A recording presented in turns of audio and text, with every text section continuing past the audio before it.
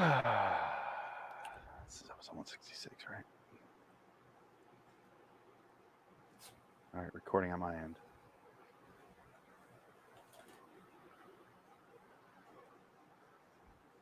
Oh, we're live. Okay, my computer froze. We'll have to wait. Oh, Here we go. There we go. Great. Sorry, everybody. We're having technical difficulties tonight. Right off the bat. Hope you don't mind. Second one that has difficulties. Here we go. There we go. Great. Hold on. There we go. I thought that was me doing that. No, that was me. It froze while I was trying to mute it. While I loaded up the so I could talk to people if they're in there. Anyway, we're live on YouTube. I don't know what that means, if there's any sort of badge, like a merit badge for that, but we are live. Not really. Let's see. No, nothing. The reward is the journey, Phoenix. That's what it is. It should be like a fake star on the Walk of Fame, because I saw today like 25-year-old YouTube star dies in car crash, and I'm like, there are YouTube stars? Yeah. Like, that shouldn't be a thing. Yeah, there's like 8-year-olds that are pulling down like 50 grand a year. Isn't it piss you off? Those kids should go fuck themselves. Absolutely. Not because I'm jealous, but because they should really just go fuck themselves. No, they really should go fuck themselves. I did, when I first loaded my channel, I did an unboxing video making fun of these people. Because they make so much money unboxing shit. Make sure you like, share, subscribe, drop a comment down below. Smash that like button and make sure you follow us on YouTube, Twitter, Facebook, Instagram, Grindr. And check it over. Yeah. We got a YouTube account and check us at it. I'm like, oh my God, fucking calm down, buddy. But I'm on Twitter Friday night playing Warcraft or fucking Fortnite, where these kids are playing nowadays. If I did an honest version of that, me selling myself, it would be check me out on Facebook. I have my notification turns out. I check it every 2 days. And then check me out on Twitter. I will never check it. And you will go ignored for a good while until 6 months later where I go, hey, were you still up to that project, buddy? And then check me out on YouTube where I never check my comments. And if I do, it's because I got an alert because Adam sent me something. And he's the only person I really pay attention to. If you're not him, you're not going to get any information from me. So go ahead and do that and subscribe and leave me a like, that's it. I don't do anything. I don't give a shit. I don't care about social media bullshit. Not like I have a life outside of that. I just don't care. I live in the Twilight Zone. Speaking of which. You're traveling to another dimension, a dimension not only of sight and sound, but of mind. That's a signpost up ahead. Your next stop. Dark territory. I know she's not deaf or dumb or retarded or anything.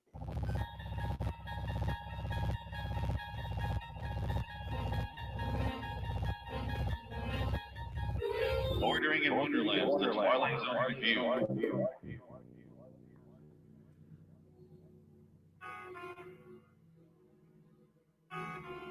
Hello, citizens. Welcome to LIW, the Twilight Zone review, episode 166 for 5/10. The 7th is made up of phantoms. I'm Phoenix West.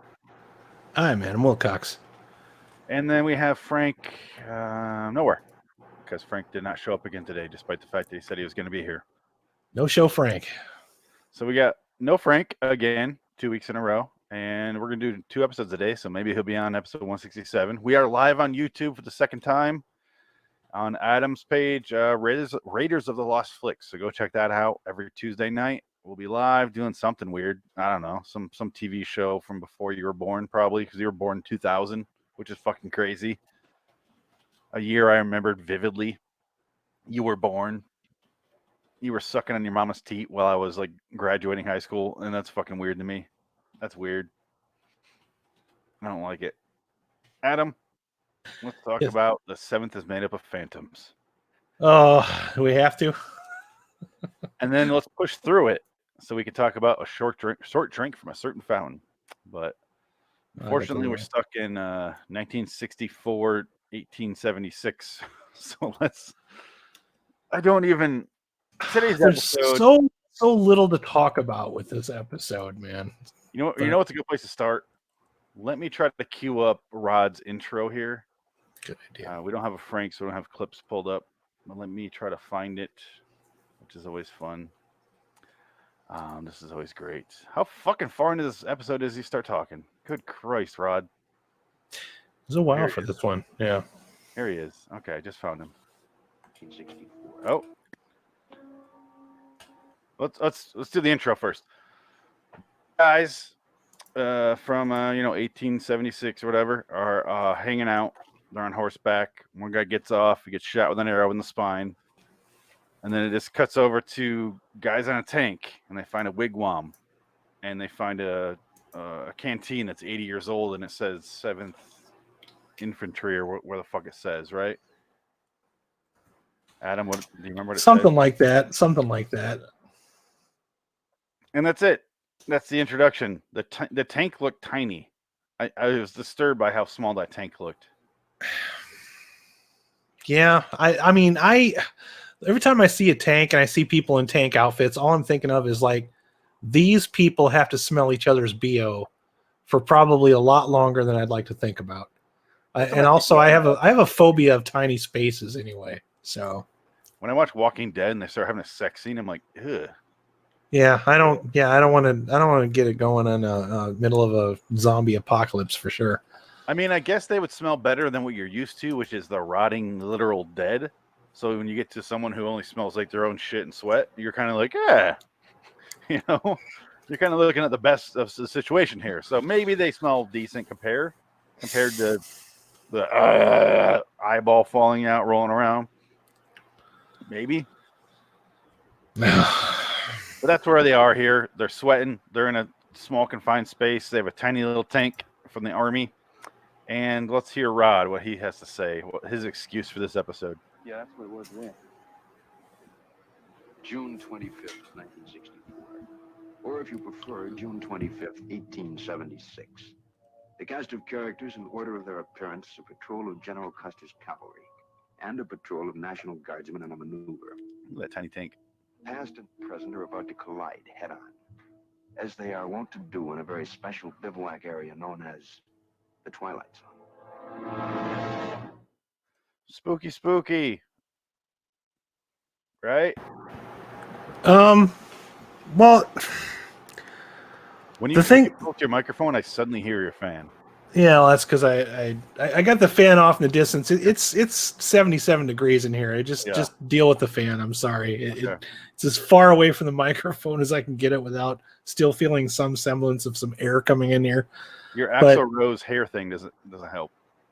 I don't give a shit about that. It just that's keeping the hair off of my eyes, man. Okay. But anyways, this episode fails to justify its own existence because it's like I've seen it like 4 or 5 times. I know I get it like right away. I always figure it out like right away, and then I get it, and then Rod Serling tells us what it's about, and then it's like, well, now what do we do for the rest of the episode? You just kind of sit there and try not to fall asleep because he tells you exactly what you figure out right away. So I'm like, is it supposed to be clever? Am I supposed to? I'm not sure who I'm supposed to be rooting for. I don't fucking get it.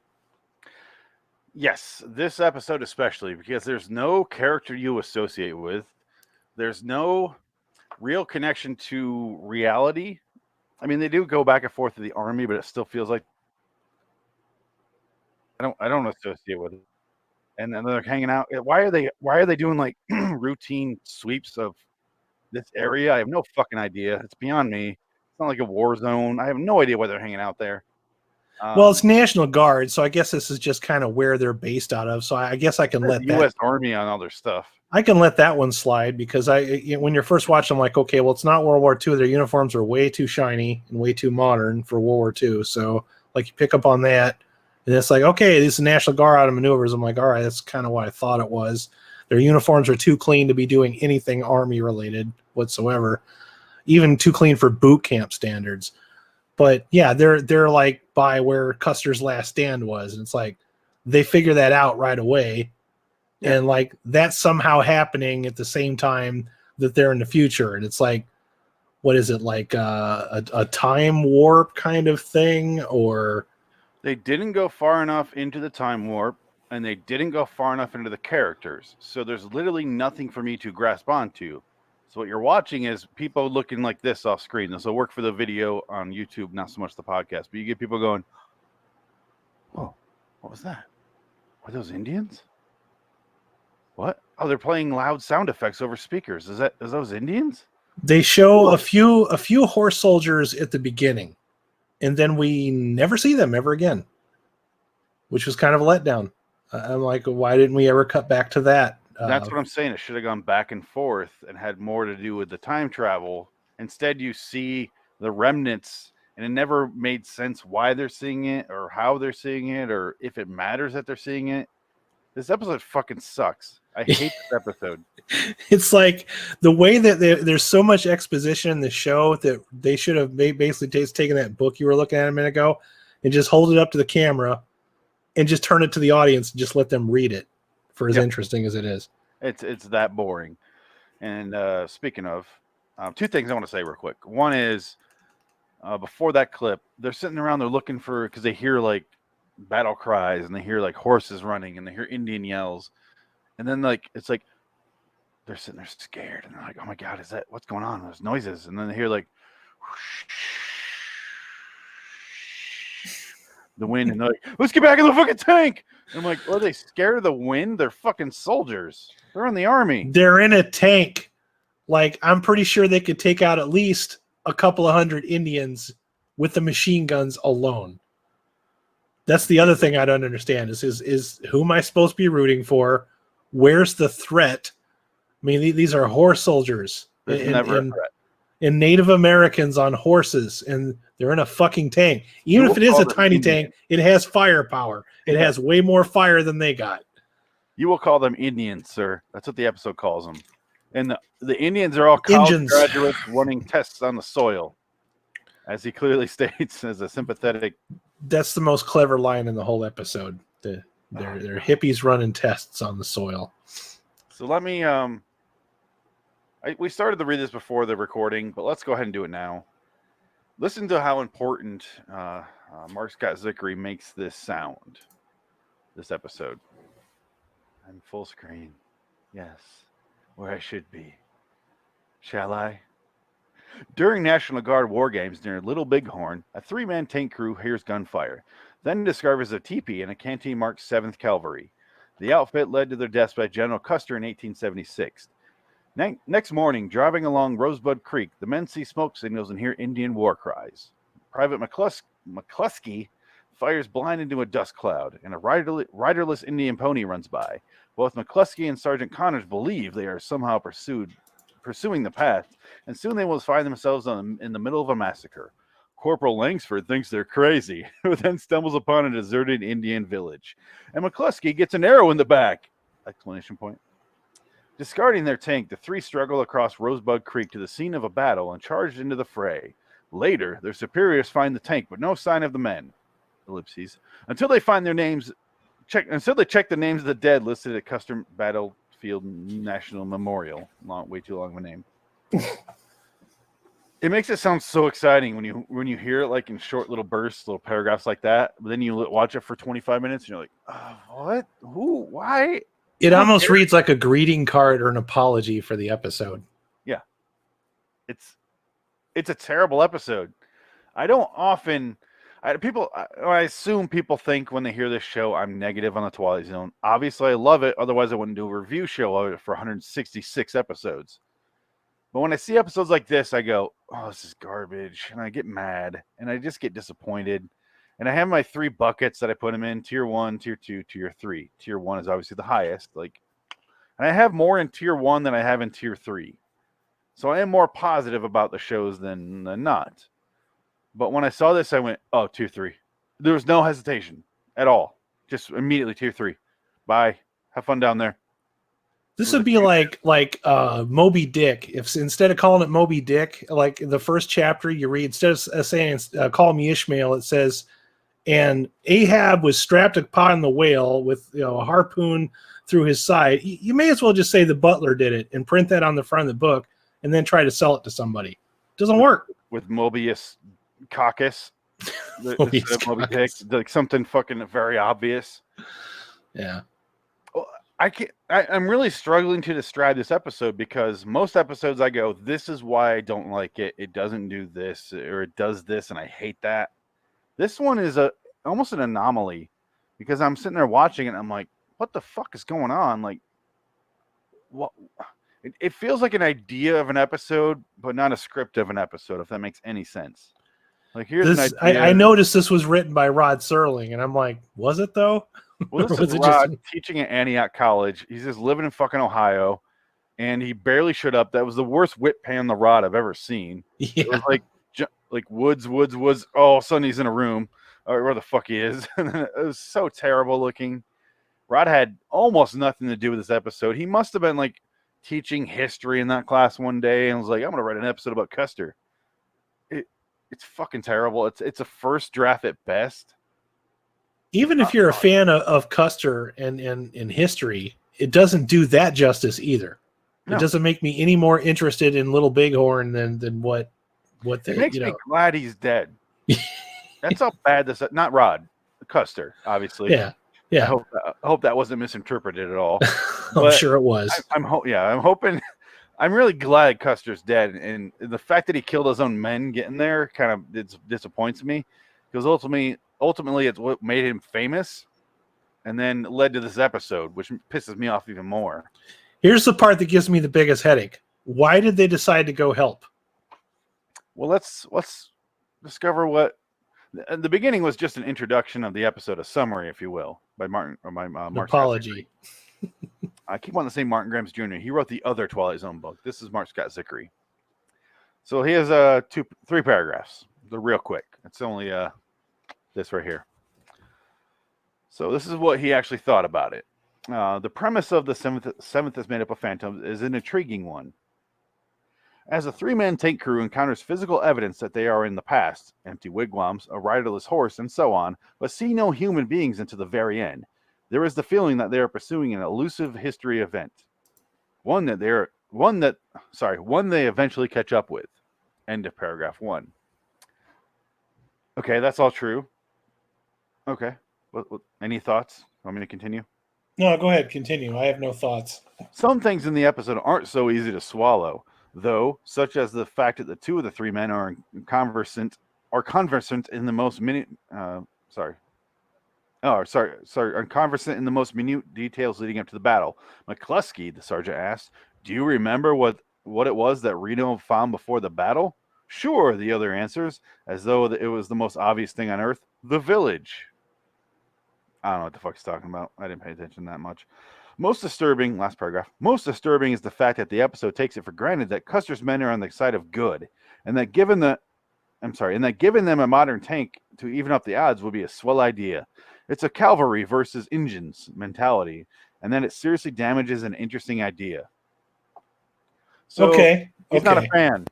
Yeah. And I completely fucking agree. I don't always agree with Zickery. Sometimes I get in very we butt heads, and I call him out. But this time I agree. This episode sucks.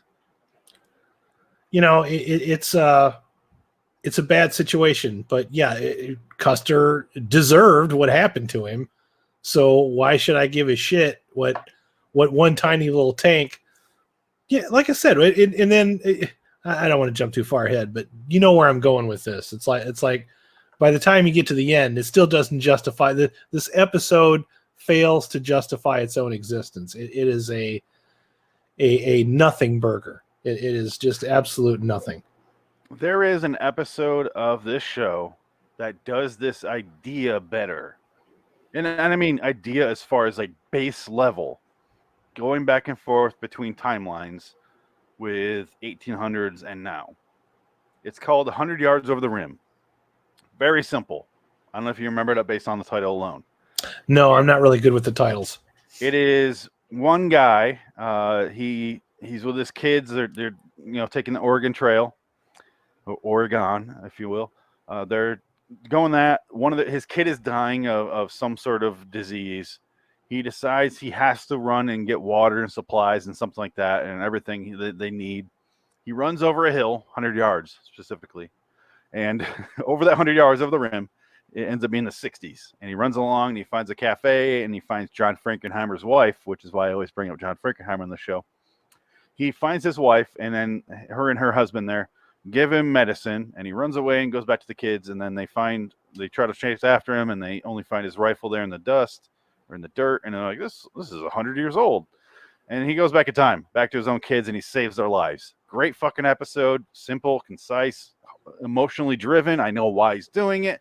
I know where this is going. I can track every single beat of it. It's very simple.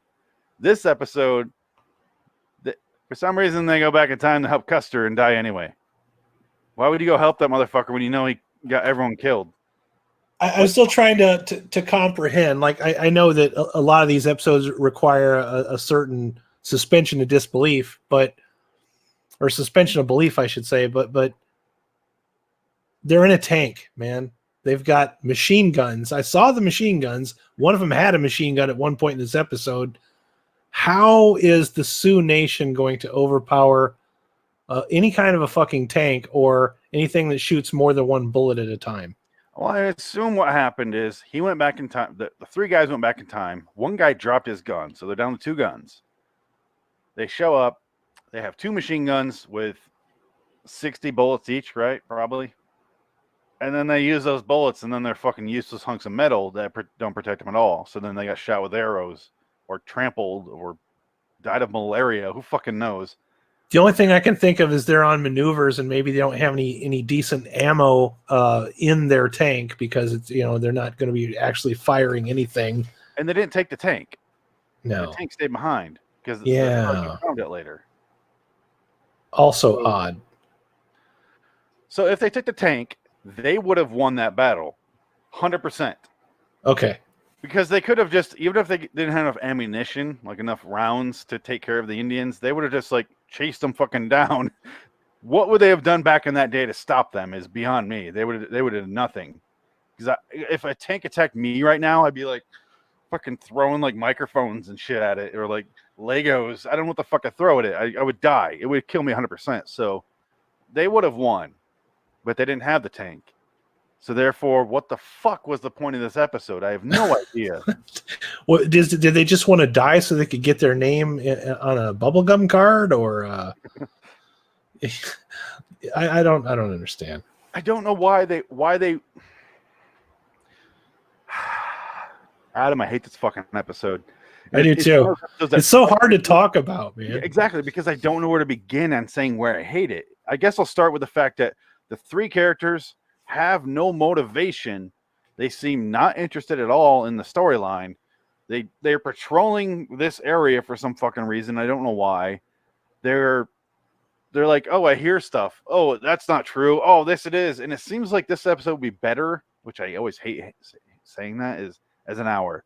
This should be a season 4 episode, because as it is now, I'm like, they don't want to be there. I don't want to be here. They go back in time. We don't see that. And none of it fucking mattered. None of it made sense. None of it added up to anything I'm interested in. So it's just left as like this empty black void of an episode that just wasted airspace. It wasted our time. It feels like previous episodes, and I know you don't like to reference other episodes, that much. So I'm going to kind of try to avoid that a little bit. But I bring up episodes the whole time. Okay, well, the one that we reviewed last week about the Adam and Eve one, all right. Yeah.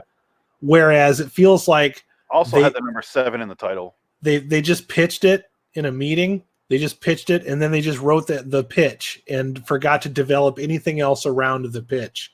Okay, here's the episode. So you just basically said what I said earlier. This is a first draft. Yep. There's no subtlety. There's no depth. There's no motivation. And there's no characters to hang their hat on. There is nothing here to enjoy. I feel like the show thinks that the characters are way more interesting than they actually are. Like, oh, McCluskey, he's just a wacky guy, isn't he? What the fuck is wrong with his face? That was my next note. I'm only on note number 2 right now. I don't know what the fuck is wrong with his face. I'm proud that you found more than 2 notes for this entire episode. And they go back after they first hear the cries and all that. They go back and they're like talking to their leader guy. I don't know army terms, but and he's like, "That's the bullshit. Like, we're not gonna do that anyway. You're gonna follow along this river here." And they're like, "We can't do that. That's where Custer's men went." And I'm like, "Why the fuck do they care? Why the fuck do they care? Why?" It's like they know they're in the Twilight Zone. Like, they read the script and like, "Oh, this is pretty shitty. This is dumb. I don't want to be a part of this. Oh, god damn it, here they come." Fucking Indians. All right. Almost feels like I'm watching the Blair Witch Project. I did write one of my notes is less irritating original of Blair Witch Project. That's a good analogy because that was coming to mind. I'm like, yeah, these people are about that dumb. They're wearing uniforms. That's really the only difference here. Because I pictured a scenario because they keep like hearing the noises and then seeing like wigwams and teepees and shit. So I pictured a scenario where someone is fucking with them and just like blaring Indian war cries over a speaker in the distance, like, yeah, this is so funny. And then like they're looking over there, okay, let's throw up some wigwams really quick, like they have those quick tents, and they're just near the back, like in the bushes, like, oh, these motherfuckers are believing this shit. Here's what would have been cool, all right? And I know you hate doing these, but since there's nothing left to talk about, let's just fucking do that. Here's what would have been cool. That's actually what happened, okay? Like somebody's fucking with him. Okay. Flash to the people that are fucking with him, and then the episode ends with one of those people getting an arrow through the chest. Even that would have been something just a little bit more to hang on to than what we got here. You know, it's not much, but it's something more than what they gave us. See, that would have been an extra step there, where you that'd be a double twist or what we call. I mean, Frank called. That would have probably been another $20,000. Another arrow. Oh, another edit back to an actor going, oh, an arrow in my back. Yeah. We have to pay for craft services an extra day because you want to have some extra people in your show. Nope, can't do it. Cut. Bye. Print. Season 5. We gotta roll along. Season 5 makes me wish season 4 was longer. That's how bad season 5 is so far. You're always mentioning that this is the reason why you prefer TV shows to be like 10 episodes, so that you can trim out all the fat and the bullshit episodes. And you know, this is something you release on as a Blu-ray extra. Lost episodes. Yeah. The episode we watch next for Short Drink is a lost episode. Oh, okay. But this one though is not. So this one was that's curious by people from the 60s. That is curious. Beyond. So at one point, right after he said the line of like the head army guy says the line of like, it must be Indians out there. They're all college graduates running tests in the soil, so leave them alone. Then they go back out in the field. This episode reminds me a lot of Death Ship, or the other one, Ghost Ship, Adam Grave, which just keeps going back out there. Going back out there. But at one point, I just went, okay, I'm hungry. And I went in the other room and I started making food, and then I heard like yelling, and I'm like, oh shit, I'm watching the Twilight Zone. I came back in here, I'm like, oh, I only missed a couple minutes, but I'm like, okay, where are we? I had to catch back up. That's how fucking bored I was. Okay, I'm glad that you said that, because when I was watching it, I fell asleep, and I woke up and I rewound it and realized I missed absolutely fucking nothing. No, I was mad at myself for falling asleep, and then I was even more mad at myself for rewinding it and forcing myself to watch what I escaped once already, realizing that I attained nothing by knowing that I fell asleep for a little while. It's ironic that your body wanted to fast forward time as well. I was mentally checked out. Yeah, it wanted to travel to a different time as much as these characters. You wanted out, and so did I. Yeah. And I came back in, and there's like Indian noises, and the kid fucking freaks out. He's like, da-da-da-da. He fires a couple rounds, and like, stop it, motherfucker! What are you doing? And then some horse runs along empty, and they're like, an Indian horse without a rider. Like, I couldn't spot an Indian horse. How the fuck can you? It has like no signifiers of Indian culture on it. I started going like, oh yeah, remember that show Tales from the Crypt? Yeah, that's a pretty good show. We saw one good episode. One good episode. Now all of a sudden the member berries are popping in like, yeah, that show was great because there was 1 out of 12 good or bad episodes. Yeah. That was a good episode last week. Yep. We had that one. That was like a little movie. We didn't deserve that.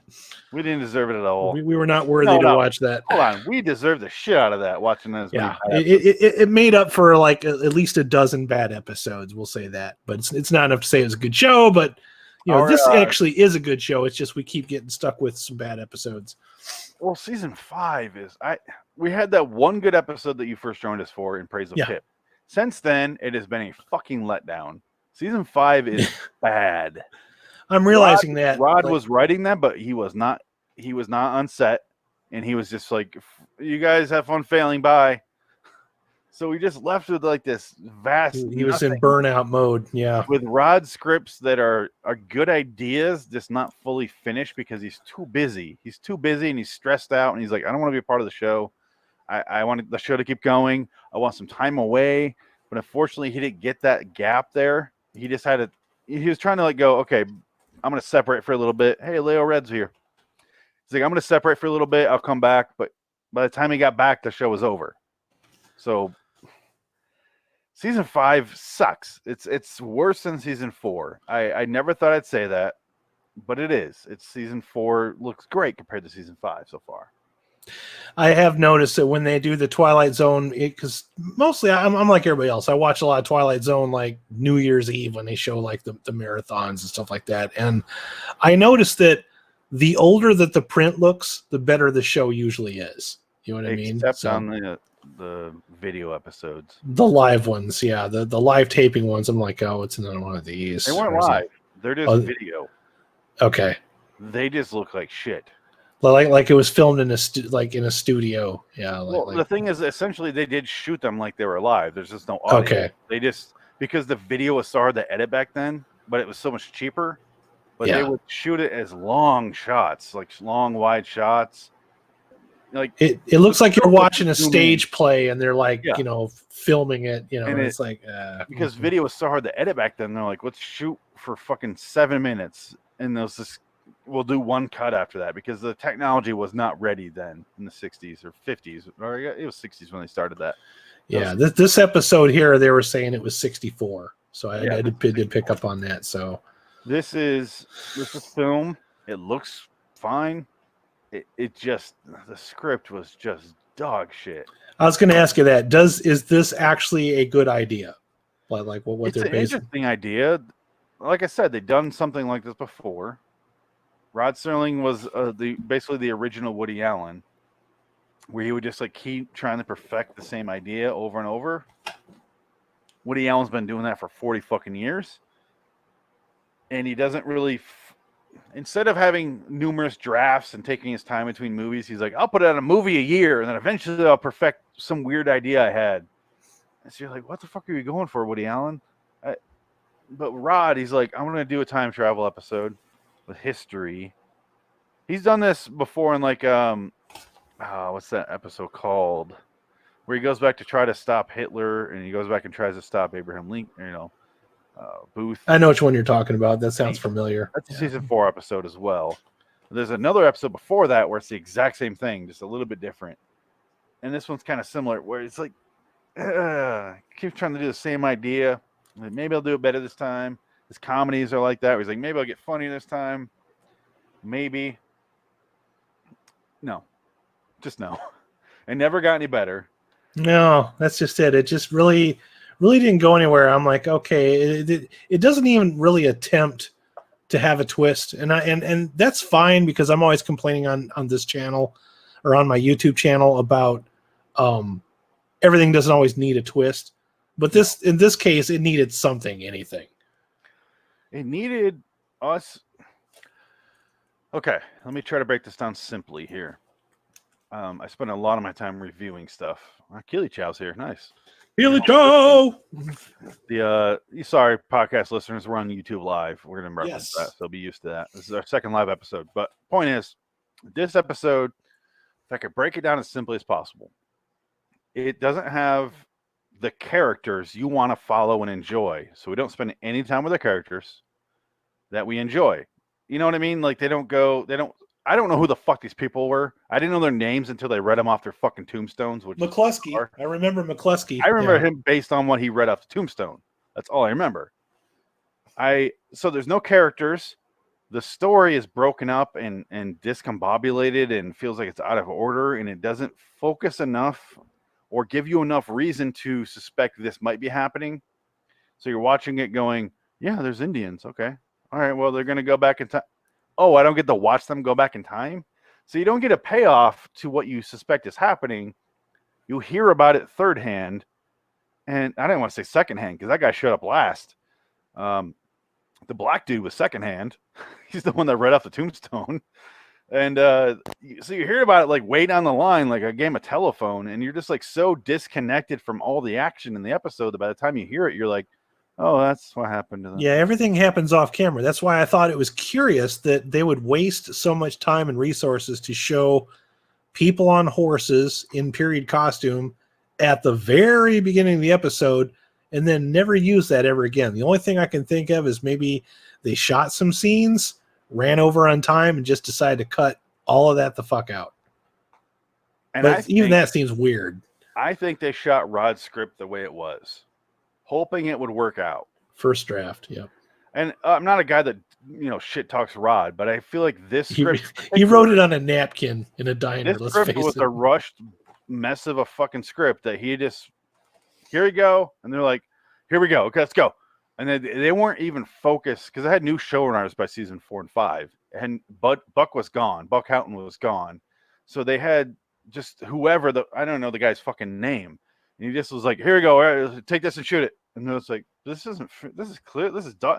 I don't believe anyone on set here or anyone working in the production or the actors believed this would work. I really don't, because they have no passion. They have no characters. They have nothing to work with. And it feels like it. It feels like the actors are completely aware of that. They were probably people that worked on Mission Impossible, and then they just kind of pulled them off that show and showed them onto this one. And yeah. But even Mission Impossible has more structure than this episode did. An episode of Gunsmoke, yeah, which is always the actors on the show are always on Gunsmoke. Works better than Rawhide. Yeah. It just doesn't work in any way you can say it. Anything that you ever liked in your life, any movie, any TV show, name why you like it. None of that applies here. Not one. In fact, this one here, when I started watching, I'm like, I saw the guys in the tank outfit. I'm like, oh, it's the fucking tank one. Because it's like, I always remember those outfits. And for some reason, I'm like really intrigued with a tank helmet because it reminds me like an old 1920s football helmet. Oh, yeah. It's kind of like and I'm always thinking, what does the purpose of that serve? It's like, it's leather, so it's not going to stop any bullets, but they put that on inside the tank for what? Because it's like if that thing ricochets and they hit their head against the side of a tank, you're going to have some kind of concussion even through the fucking leather. So it's a curious thing. Yeah. Yeah. It's the army guys are dumb as shit. They're to be fair, they are weekend warriors, but the guy on the radio is like, well, they ought to think they should go out and see Custer. Those dummies. I'm like, what the fuck is this guy from Hee Haw? What the fuck is this guy? They must have just got done watching Dr. Strangelove or How I Learned to Love the Bomb, and they thought that Slim Pickens was pretty funny, so they wanted to copy that. Right? Yeah, 64. I think so. Yeah, I think that was early 60s. Yeah, so yeah. That might have something to do with it. That B-17 bomber type voice was kind of a thing. They should realize though the Slim Pickens character was not supposed to be taken seriously. He rides out in a fucking atomic bomb.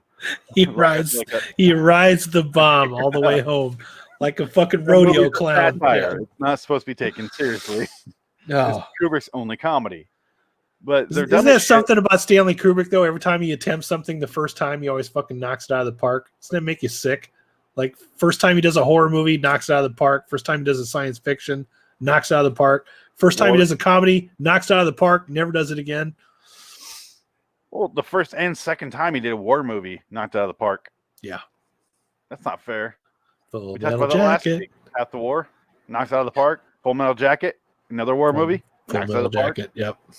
God damn. Anyway, so the main head guy, the army guy, tells the sergeant, the only black character in the entire show, which I always like to point out, only because they had CBS and everyone had a mandate to include at least one black character in the show back then. But luckily, this guy actually had dialogue, which is nice, where he tells that guy, "Go find those three guys," and Frank's here. Go find those three guys and tell them. Shoot him in the leg if you have to. I don't give a shit. Shoot him in the fucking leg. I don't care what you gotta do. Who tells their men to shoot their men? This guy's terrible at his job. I'm glad you're here, Frank, because we're running out of things to talk about with this episode. So please air your grievances here. Which one?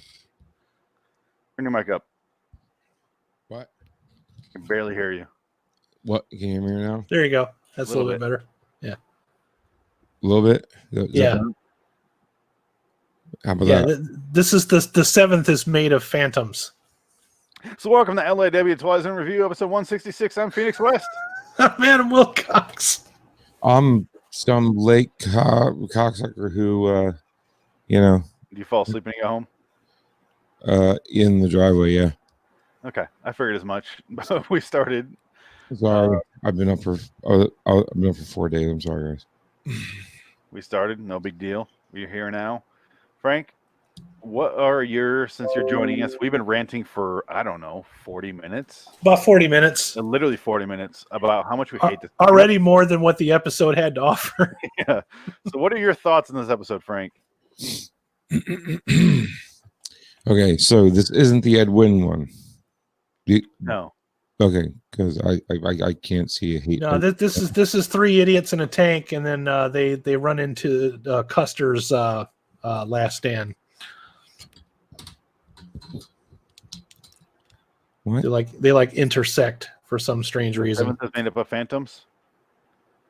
So the seventh. You didn't watch the episode, did you?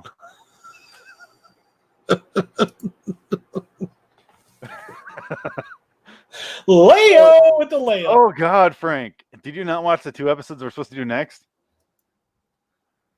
Yeah, it was fucking There's no Ed Wynn in our 2 episodes. No, it was you guys watched the Eve one, Probe 7 over and out, and then Last week. Yeah. and then on my disc, the very next episode is drink from a certain fountain, That's next. That's our next episode. and after that one is the Ed Wynn one. We didn't watch the Ed Wynn one. We watched Seventh Yeah, of Phantoms. that's for another ride. Which Are you missing an episode on your disc? yeah, So look at the episode names. I mean, last week we did 509. Now we're doing 510, 511. Anyway, so Adam, let's finish up here because we're almost done. Okay. This episode. but I seen this episode though. I've seen it before, like a bunch of times. Well, how do you feel about it? Because we're running out of things to say about it. The tank was cool. The tank is tiny. Why is this so small? I don't know why they need so many people. I was gonna say, can 3 people fit in that tank even? It didn't seem like it should have. And the inside of that tank, I picture like a human centipede. Yeah. Asshole the mouth. So the sergeant, he steers the wheel, right? And then the other 2 guys, one heads up his ass, and then the other guy's head is up the other guy's ass. They go in order of rank, like 1 stripe, 2 stripe, heads up ass the whole time. Yeah. And they're just like, shoot the bullet. And that's all they hear. And they're like, oh, should I shoot? Okay, I'll shoot the Indian horse. Oh God! Wasn't there an arrow sticking out of the freaking tank at one point? No, I wish that would have been interesting. No, there was 2 arrows that stuck out of 2 guys' backs. That's it. Yeah. One Indian guy, or one, one of Custer's men, and then one of Cluster's men, which is, their names are way too close. I hate that. Yeah, it was kind of dumb, wasn't it? Or no, wait. Yeah, they saw smoke signals.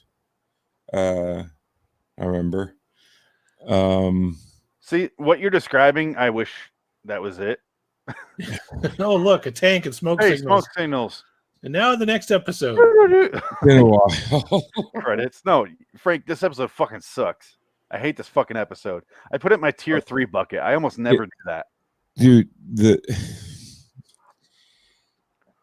do they eventually go running head first into the damn battle, or do they ever make it back? Yeah, by way of exposition, yes.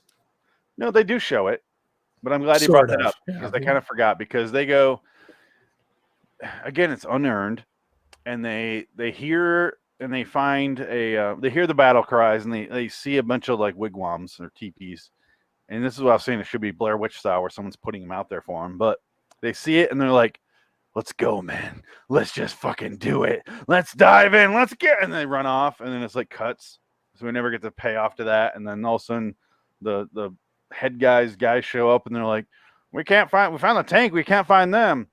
And they find the worst fucking graveyard I've ever seen in my life. You can literally see them. It's clearly made of cardboard and they're hanging there.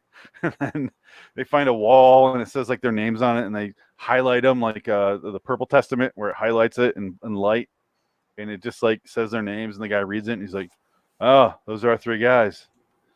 Oh, and nobody really, they never comment on what the fuck happened. They never estimate like this is what must have happened. The guy just goes, oh, they went back in time and died. Too bad they didn't have their tank. Oh, shucks. You know what this episode reminds me of? Pick any, and I don't want to get political, but pick any 24-hour news service, okay? And it's like a headline. Describes what you're going to see, shows it to you, has a ticker down below, just like what we got going on right now, okay? Then after it ends, it explains what we just saw. That's what this episode feels like. It's like The Walking Dead. Dude, yeah, I just pulled up. It says, Uncle Simon, Probe 7 over and out. 7 is made up of phantoms. Does it say that? Does it say that, Frank? It says that. It's scrolling on the bottom of the screen. You can read it. Frank? Yeah, that's what I thought. I knew it. All right, so we are professionals, ladies and gentlemen. No, we're not. Some of us are professionals. One is not. Oh, he's over here. God damn it. I'm a slacker. That's fine. I am a fucking slacker. I don't even care. You know what? You find out you're going to be a fucking father, and just Leo Red says Frank is in the Twilight Zone right now. Yes, he is. I've always been in the Twilight Zone, Leo. You have no idea. God damn, I don't share that live. Anyway, so the episode is fucking terrible. Yeah, congrats, Frank. Frank's got good news. Let's break up this shit show of an episode and let's comment on Frank's good news here. Frank, you want to tell the audience what you're talking about? I'm going to be a daddy. It is a hey. Yes, thank you, everybody. Thank you. Thanks, guys. Thanks for bringing it up, Phoenix. And it was just cool to be able to tell you too in our private tweet we got. No one else is allowed in, but us three is cool. You already did tell us. We both already know. We talked about it. No, I said it was cool to be able to let you two know through the tweet by saying that, and then yeah, that was cool. And it's just been, and the 3 days leading up to yesterday, I was freaking out because I truly expected it to be like a negative, like it's been the last 10 months. You know what I'm saying? So for it to be positive and her to be pregnant finally, it's been a really long road. You know what I mean? And Frank, you got a compliment on the guitars, buddy. Oh, thank you. Don't talk about them. Okay. Would you like me to grab one? If you're a fan of his guitars, go listen to our previous 100 episodes and you'll hear him talk nonstop about it. I can't do any more guitar talk. They're forever changing too. Yeah. This guitar was pissed on by Eddie Van Halen. I would not own a guitar, sir. I told you, Adam, don't bring the music around him. You're not gonna win that war. Not because you're wrong. I'm not trying to fight no war. No. We know what wars lead to. Awkward time travel that's not set up properly. Oh. Custard was a very flamboyant character. Like Custard. Custard is the kind of ice cream. Yeah. General vanilla custard. General tapioca custard. That's some bad shit right there, man. Shame. Tapioca anything is bad. Bad. What the fuck is in tapioca? Why is it like full of like those Orby balls? It's made of phantoms, Phoenix. Okay. Yeah, 7 phantoms. The 7th tapioca is made of phantoms. It's the Fuck this 7th episode. Cavalry. Custard was in charge of the 7th Cavalry. That's what. So let me ask you this: did you like pop like a raging hard on when he picked up the thermos and it was like not, it looked like new, but it was like 80 years old. Yeah, 80 years old. At least 80. Yeah. Like if you were out in the desert and you found some shit like that, would you like not be like super excited? Like, look at this. This doesn't even look old. It looks like brand new. Is that what happened? Because I remember. Yeah, he finds a canteen and it's on the back of it. Literally says in big black letters so the audience can see it. The 7th Cavalry. Yeah. And then it said IKEA on the other side. A modern canteen that they just printed something on. Yep. It didn't look like a canteen would look back in that day. No, I'm pretty sure back then they would probably carry like a pigskin sack full of water. It wasn't that long ago, but they had discovered metal by then. Oh, okay. Well, I'm sure they made the bullets out of something. Yeah. Yeah, and then swords and such. Other than phantoms or arrows. Yeah, I think the whole you're thinking of I don't know 300 maybe, where they would drink shit out of a pig bladder. I don't know. I guess I'm not that big of a history buff. What's the WYCA, Frank? Do you know? WYCA. What the YMCA used to be? The WYCA in WYCA in Cincinnati. Well, I don't know. Like, is there like a setting on this where I can see you guys or something? Do you not see us? No. I have no information to give you. I was gonna say the window that you joined us on, you should be able to see us through there. That's what we're looking at right now. Great. You don't understand how Frank can mismanage anything. I clicked the link and I joined the broadcast, and it said my mic, and I suck. Do you see that? Do you see what I just sent you? Yeah. I have a chat. It says Frank, and then to the left of that, do you see us? No, it's totally gray. It's a gray screen. Sounds like your browser didn't load it properly. Nope. And Frank's gone. So that's what it is. And end this episode. Yeah. Yeah, because we're at 52 minutes and we're good enough, right? Is there anything else you want to say? Almost. Do you have any sound clips for this one? Yeah, it was there and then it disappeared. Okay. Because like I left. It's probably because you lagged out. Don't worry about it. God damn it. No, it's just StreamYard. That's not you, dude. Okay, let's play Rod's outro and get the fuck out of here. Okay. Yeah. I have it right now if you want. If it makes it easier for you, Frank, because you don't have this episode pulled up. Yeah, no, I wouldn't have the outro for this. No. Exactly. So let's hear Rod's outro. Sergeant William Connors, Trooper Michael McCluskey, and Trooper Richard Langsford, who on a hot afternoon in June made a charge over a hill and never returned. Look for this one under P for Phantom in a historical ledger located in a reading room known as the Twilight Zone. Spooky. Too bad we saw none of that. Phantom is supposed to be scary, right? Yeah, can I ask what the context is again? The WYCA? Fuck this episode. I just want to know. It's like the Phantom of the Opera. YWCA. YWCA. Just like YMCA, but the W's flipped over. That's it. I don't. YWCA.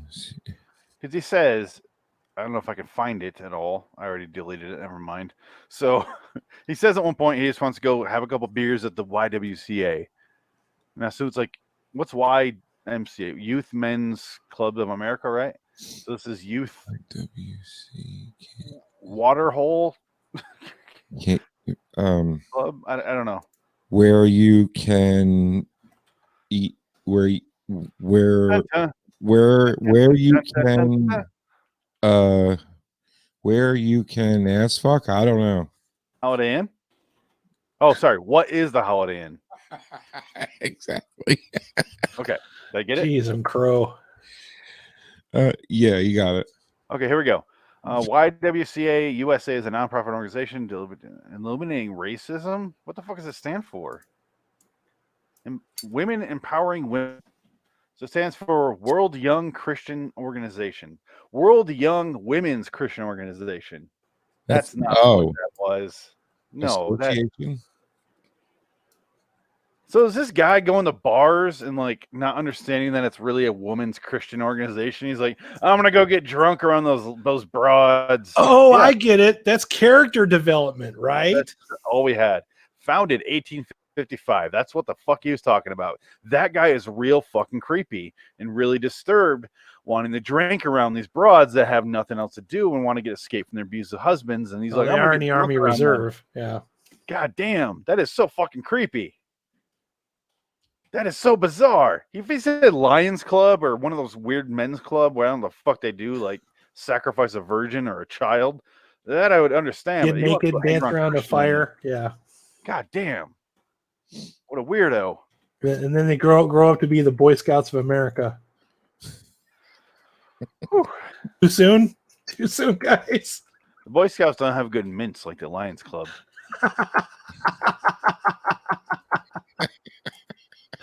Oh, I can't even compete with that. I can't. I don't know where to go with this. There's no going anywhere from that. Yeah.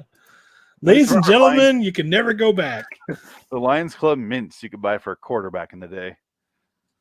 And that was all. That was it. Other than that, Nickelodeon, buy us a moon pie. Sad drunk men talking about the war. How many calls to St. Louis is that? Oh, that's a third of a call. Oh, that's easy math. You're not even finishing the phone call. Was that before or after the MCI calling plan? Remember that shit? We don't talk about any phone call plans beyond 75 cents from Ohio to St. Louis, sir. All right, then. Yes, sir.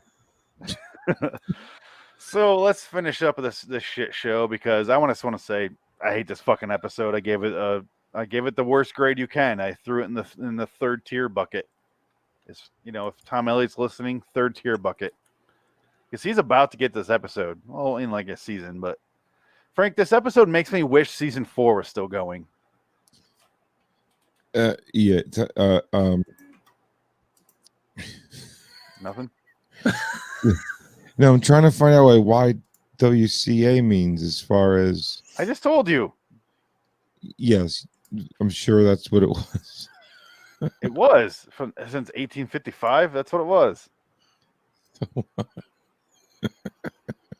Point is, Frank, you watched this episode at some point. Yeah. This episode's so bad and this season is so bad so far, it makes me yonder for season 4. It makes me wish season 4 was still going. I hate season 5. I do remember that one of the guys was like a Gomer Pyle dummy. It's like it's like you can't drive a tank unless you're a moron, apparently. Oh, you know what? That's another thing I thought of. Was that the same time that Gomer Pyle was going on? 64, right? Early 60s? Yeah. Was that him? So we were thinking that character is supposed to be zany and wacky, like the guy. He was either the guy from Dr. Strangelove that rides the nuclear bomb, fucking Slim Pickens who rides the fucking nuclear bomb all the way to the ground like a rodeo clown, or it's Gomer Pyle from that show. Whoever that Gomer Pyle actor guy is. I forgot his name. No, it's some fucking singer. It's Gene something or other, but I can't remember his name. It's not important. It doesn't matter. Wasn't it the same Andy Griffith show? No, that's a different show. Really? Anyway, who fucking cares? Let's get the fuck out of here. Yeah, Jim Neighbors. That's what I'm thinking of. Yeah. So fuck this episode. Fuck this. Fuck season 5. They had one good episode out of 10 so far. Fuck this show. Fuck season 5. So fucking bad. I fucking hate it. It makes me wish season 4 is still going. That's how fucking bad it is. It is bad. Rod Serling was not here. He didn't give a shit at this point. They didn't give him a shit enough to do a second draft of a script. Fuck it. Fuck season 5. Agreed. I'm done. I'm done with season 5. Oh my goodness. Fortunately, we have 30 6 episodes in season 5. Is that like why we're rapidly plowing through it and not doing Tales from the Dark Side tonight? Well, Tales from the Dark Side we don't do yet. Or Again, Tales from the Crypt. I'm sorry, I will never get that shit right. Never. Never, apparently. I'll keep screwing that up as often as you think I will. But also last week we did that episode of Tales from the Crypt, and that episode will drop on like June 26th or 16th.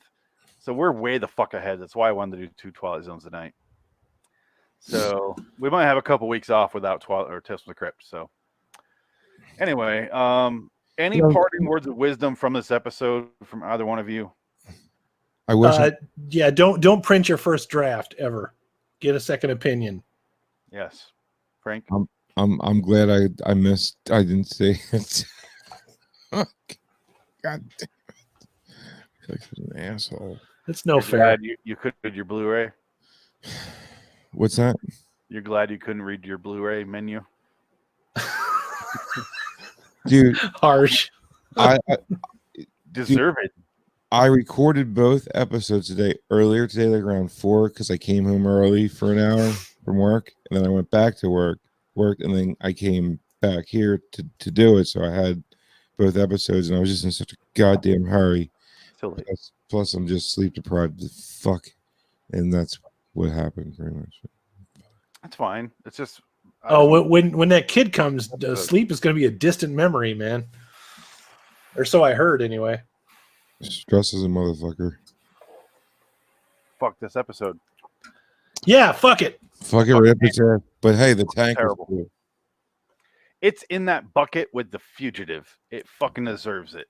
The tank, Frank, is one of those Power Wheels with a fucking gun attached to the top of it. Okay. You gotta make the noises yourself. Yeah, it doesn't even have the electronic sounds. It's the Power Wheels from Walmart. Yeah. No light up on the end. You have to. It's an orange piece of plastic. It's the Power Wheels that you buy from Walmart the night before Christmas because it's literally the only fucking toy left in the store. That's what it is. And it runs on D batteries, and your mom has to take them out of her own dildo and throw them in your fucking Hot Wheels car because you're a fucking son of a bitch.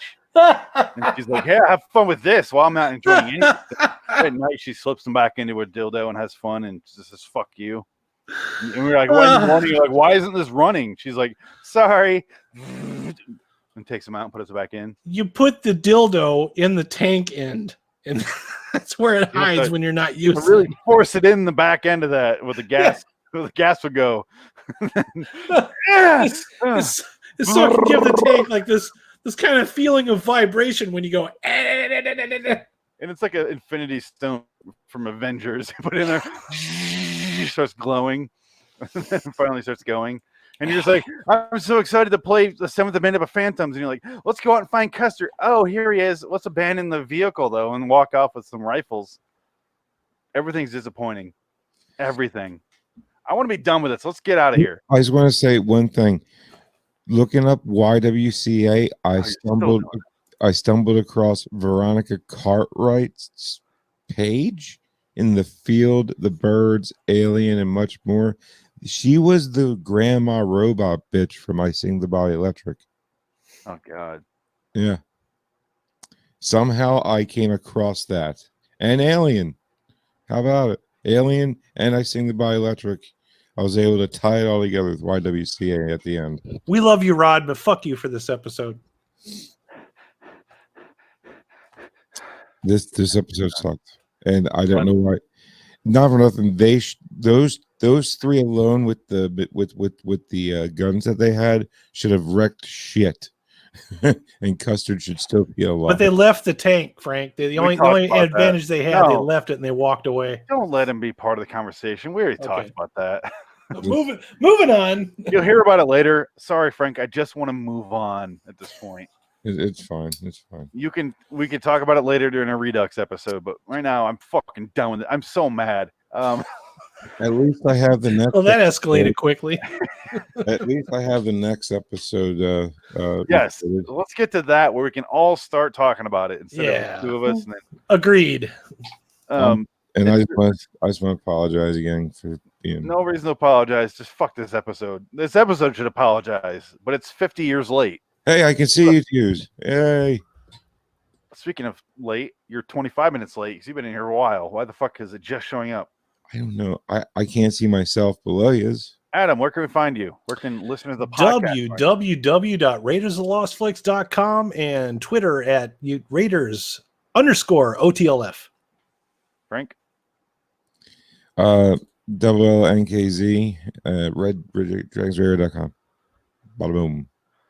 LIWstudios.com, Loitering in Wonderland on YouTube, patreon.com/Loitering in Wonderland Studios. That's where you can hear our live commentary episodes of the Tales from the Crypt show. You can hear those way fucking early because we're way ahead of schedule. So if you want to hear those early, be a Patreon subscriber for $1. If not, I don't give a shit. You'll hear them later. No, we already did that. So let's get the fuck out of here. I'm done. Until next time, in the meantime, I'm Phoenix West. I'm Frank Links. And I'm Adam Wilcox. I don't know where you guys are. I'm trying to point, but I'm failing. So long, citizens. Bye. Should we just plow right into the next one then? Since everybody's here? I have to save it. Okay. It's going to be a few minutes. So YouTube Live.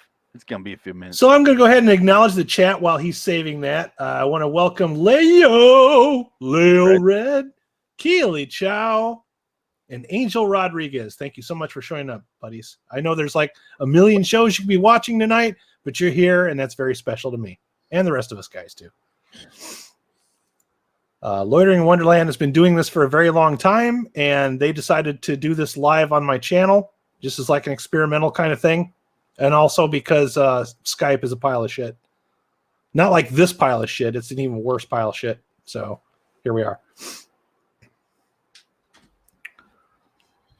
Skype sucks. Skype.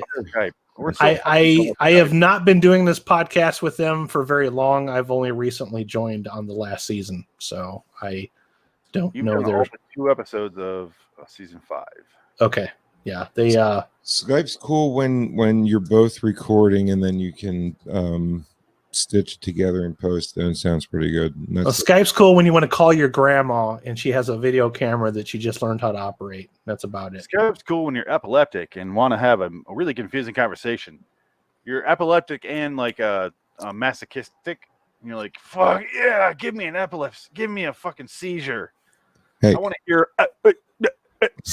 Skype's cool when you don't have an OnlyFans account. Yeah. God, I hate Skype. I'm so fucking done with Skype. When you can't afford to be on Pornhub, Skype. I love how the Pornhub's free, by the way. The outbreak. They say that it's not true. I love that the coronavirus has really created so many different My Fans Only. OnlyFans, yeah. We're always joking. Do you know that there's actually there's a run on webcams right now? Like they're all like double, triple price on Amazon and shit. Like the video camera I use is one of the better ones that's out there ratings wise. Use your fucking phone, ladies. If you want to shoot your vag and asshole to the world, use your fucking phone. My video cameras normally retails for about $69.99. I've seen it on sale on Amazon for like $187. No bullshit. Dude, I'm getting a GoPro 8, and you can use it as a webcam. I can't wait. Now, why would you want to do that? Because it's going to be this thing that you're not going to be able to figure out how to operate. I know how to operate GoPros. I've had them for 10 years. Oh, okay. But I'll shoot so many porn videos. Fuck yeah. I heard that, yeah. One for my dick, one for my tank. I almost bought one. Yeah. I'm still not completely unsold, not sold to buy one yet. But yeah, the newer ones do a lot of shit, and they're waterproof. GoPros are the goddamn shit. I've had them since the first one came out. Yep. I punched a hole in mine, or not a hole, but the ink inside the little screen bled out. Did you stick your penis in it and it went right through?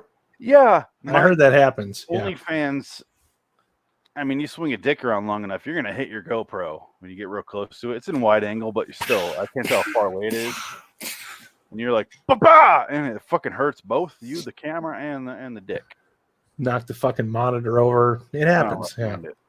And it makes your cock look so much bigger than what it really is when you film it for Pornhub. I mean, what?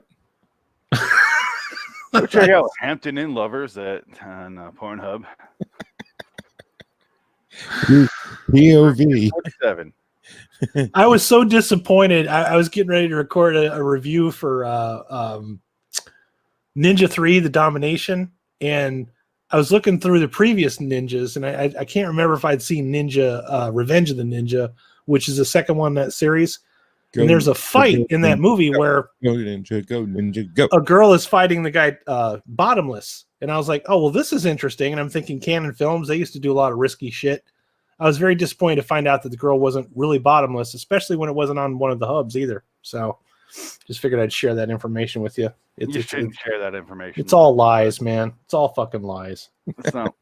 Well, your story's not a lie, but no. I should be better to print the legend. Like, yeah, she totally fought naked, dude. She had no pants on. She split the vag lips when she did an upper kick, Jean-Claude Van Damme style. And you can like see right in her birth canal. It was awesome. And they never show Lucinda Dickey's tits either, so that was a disappointment. That's a mistitled name then. Lucinda Dickey.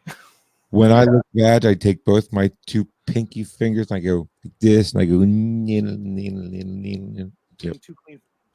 You talk to it like that. He did a cat in the fiddle. Cow jumped over the moon. What, is it okay if I stick my tongue down your throat? Pepperidge Farm remembers. Pepperidge Farm remembers. He used to. What voice you doing? You killed Frank. You fucking killed him already. It's all right. I'll eventually go next. the fucking commercials he'd come up with a name like Schmuckers. Because they used to do commercials in between, the Twilight Zone breaks, right? So I taped the, after work for the sponsor, and I sent it to him, and he would come up with these fucking commercials for every I think it was season 3. I need some of those for my channel. Phoenix, was it season 3 that you did them all for? Yes, because season 4 was the 2019 Twitter Zone. Yeah, it was, dude. And then he dedicated one episode because I probably didn't show up that day. Let's see if I can find it. I have them. It's hysterical, dude. It's 40 minutes of him just playing all of his commercials he made. It's so funny. Oh God, where the fuck are I have it under ads? Let's see. All right, here's 2 I never played on the air. All right, I have 2 episodes I've never played. It. Frank, you want me to play those? What? Here's two ad breaks I'd never played in the show. Apparently. Really? Yeah, go ahead.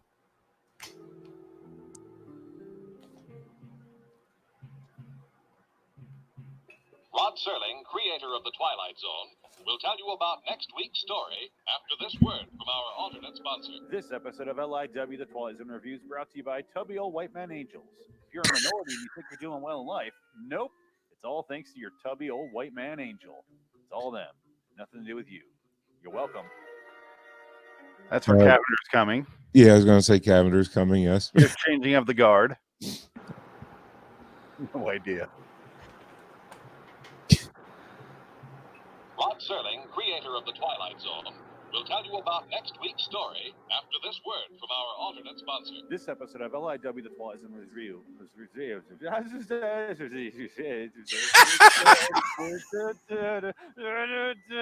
What am I doing? I cannot think of anything. I already fucked up, so I keep going. All right, I have no excuse for that one. Those are from years ago. I have no idea what the fuck. Okay, so that's good stuff, and I lost you again. There you go. When do you think I did the Pepperidge Farm one? Let's play Absolute Man. See what that's it. Pepperidge Farm remembers. Rod Serling, creator of The Twilight it's The Zone, Fugitive. will tell you about next week's story after this word from our. Oh yeah. This episode is brought to you by Hostess Twinkies. When you want cardboard filled with cream, Hostess Twinkies. Because even in the totalitarian society, Hostess Twinkies will still be around. All right, here's The Fugitive. Is the best one.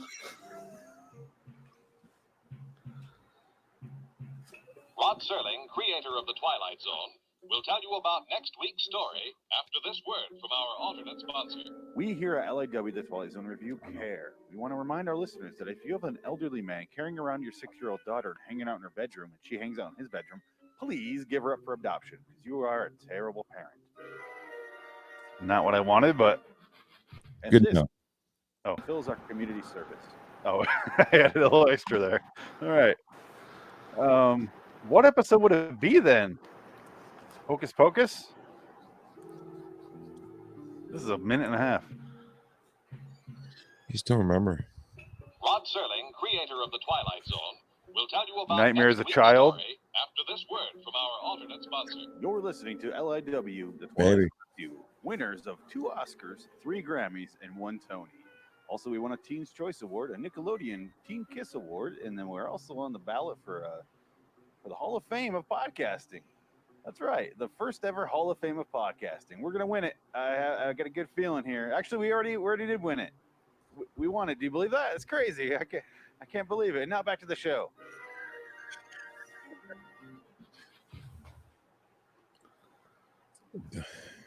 No? Extra minute there for no reason. Okay, so Nightmare as a Child. It's a buffer. Last one I'm going to play. If this isn't it,